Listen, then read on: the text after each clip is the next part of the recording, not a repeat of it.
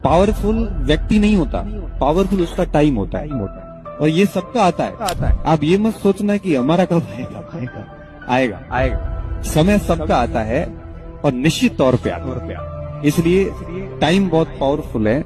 जैसे जैसे ये आपके थपेड़े आ रहे हैं, विपरीत हालात आ रहे हैं, इनसे जूझते जाना आप। धनुष जो होता है ना, वो तीर उतना ही आगे जाएगा जितना उसको पीछे खींचा जाएगा। जिंदगी में सेटबैक आने बहुत जरूरी है, झटके लगने बहुत जरूरी है, तभी पता चलेगा कि आपका वाकई में आपका कौन है। नहीं तो कभी पता नहीं चलेगा, गलत फहमी में रहोगे।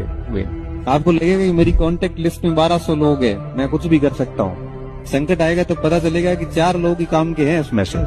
फिर 1196 के नंबर वाली डिलीट कर दो आप। ये सेटबैक जिंदगी में आनी चाहिए। अगर आपकी जिंदगी में वैसे भंवर आए हुए हैं ना, किसी के शारीरिक रूप से, किसी के पारिवारिक रूप से, किसी के आर्थिक रूप से, किसी के कोई धोखे के रूप में, तो मान के चलिए कि ये सही हो रहा है।